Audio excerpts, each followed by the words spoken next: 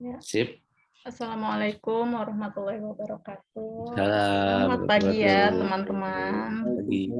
Ya, pada kesempatan pagi kali ini kita akan mendiskusikan tentang tugas kelompok kita ya di hari keberapa? Ketiga ya. Tugas kelompok Ya. kedua bukan sih ya kan? Nah, Iya.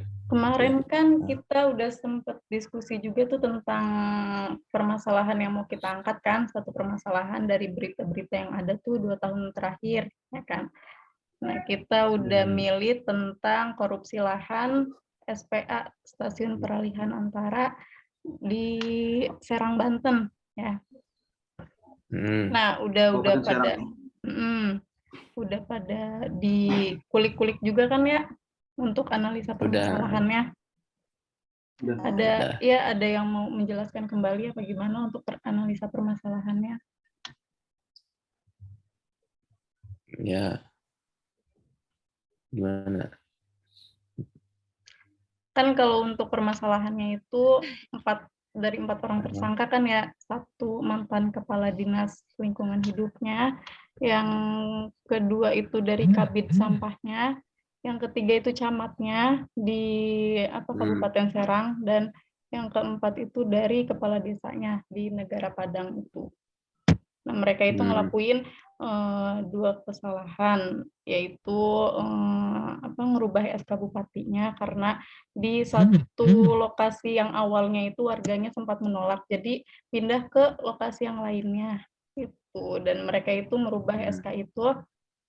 Nah, terus yang keduanya itu juga nge-markup dari si keuntungan lahannya itu.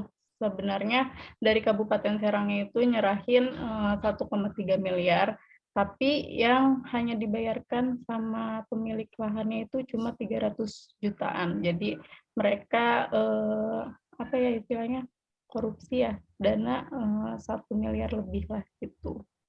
Itu sih permasalahannya. Untuk tugas-tugasnya ini cocok kan, sih. Kenapa, Mbak? Iya, Mbak. Ya, kalau dari yang permasalahan tadi itu cocok banget sih sama tugas yang lagi mau kita kerjain sesuai sama petunjuk dan arahan dari tutor kita juga untuk kasus yang minimal 2 tahun terakhir ini kan, dan ini kan baru terjadi juga, apalagi di Banten ya, di Kabupaten Serang ya.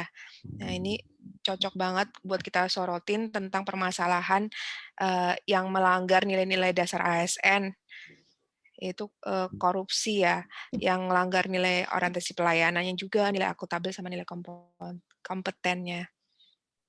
Betul. Iya. Nah, ini kan lanjut ke poin-poin selanjutnya ya. Setelah ada analisis permasalahan, dilanjut ke nilai-nilai dasar yang dilanggar pada kasus tersebut.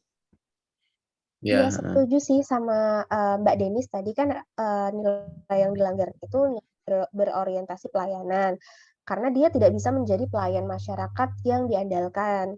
Terus nilai akuntabel, dia nggak bisa melaksanakan tugas dengan jujur dan menyalahgunakan kewenangan jabatan. Contohnya tadi dia markup harga tuh yang harusnya dikasih dana 1,3 miliar, tapi dia cuma pakai 330 juta, tapi laporannya tetap 1,3 miliar kan. Itu markup harga dan dikorupsiin. Itu kan tandanya dia nggak jujur. Nilai kompeten, tidak melaksanakan tugas dengan kualitas terbaik, dan bisa dibilang perilaku yang dilakukan sangat tidak berkualitas gitu. Iya sih. Sepakat sih. Iya, sepakat. Itu udah memenuhi semuanya. Itu dari beritanya udah jelas banget itu. Bisa kita angkat nanti ya di makalah kita ya, nilai-nilai itu tuh. Iya, siap. Poin berikutnya apa kira-kira ya? Poin berikutnya itu dampak tidak diterapkannya dari si nilai-nilai ASN-nya itu. Ya, dampaknya yang pertama ya pasti hilangnya kepercayaan masyarakat pada pemerintah. Ya, benar. Karena kan itu tadi uang rakyat dipakai untuk kepentingan pribadi jadinya. Nama kita sebagai tercoreng juga ya ASN ya Mas Ausan ya? Nama ASN juga jadi tercoreng, jadi jelas.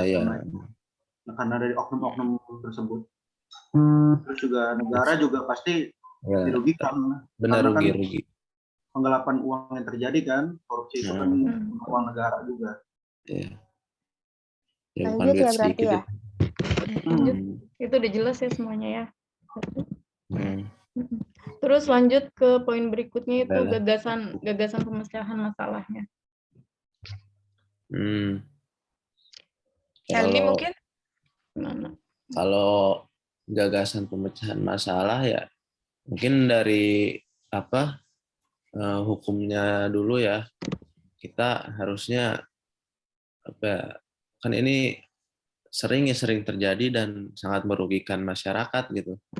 Jadi harusnya hukumannya itu dibuat lebih kuat gitu. Jadi efeknya lebih jera juga buat narapidana kasus korupsi gitu. Contohnya ya hukuman mati atau ya penjara seumur hidup kayak gitu. Kalau menurutku ya. Terus Kalau juga menurut gimana? ada lagi. Ya udah nggak apa-apa. Lanjut lagi Mas Helmi. Oh ya udah. Aku lagi ya. Soalnya putus-putus di sini, maaf. Ya, terus yang kedua ada ini pengawalan ketat lah. Jadi kalau ada kegiatan-kegiatan gitu ya, kegiatan yang dilakukan oleh menggunakan anggaran negara itu dilakukan pengawalan yang ketat sama inspektorat sama pimpinan OPD gitu. Jadi jangan sampai ada kebocoran ataupun penyalahgunaan anggaran gitu. Terus adanya seleksi yang ketat buat pemilihan pejabatnya gitu, yang harus yang kompeten juga gitu, biar mencegah perilaku menyimpang yang ada serta dapat membangun negara ke arah yang lebih baik gitu. Setuju lah itu udah. Sepakat sih. Udah lengkap. Udah mencakup semuanya. Masuk. Lanjut ya ke poin berikutnya, itu penerapan dari pemecahan masalah. Kalau menurut saya penerapan dari pemecahan masalah itu mungkin kita harus ngelakuin pengontrolan ya, mulai dari PPTK-nya, PPK-nya, KPA, mulai dari tingkat instansi yang ngelakuin kegiatan dengan dokumen-dokumen pendukung yang lebih diperketat lagi gitu. Kemudian pastinya harus controlling budget ya, sama transparansi anggaran itu penting banget. Mulai keluar dari setiap kegiatan yang dilakukan lewat monitoring, bisa lewat cara tersembunyi juga gitu kan. Kemudian yang ketiga itu pemilihan pejabat negara yang harus sesuai dengan prosedur dan memenuhi kualifikasi. Jadinya harapannya sih biar bisa jadi solusi buat masalah itu.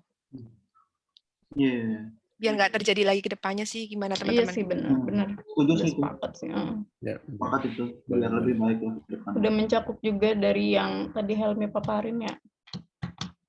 Iya. Udahlah itu aja. Terakhir ya berarti ya rekomendasi.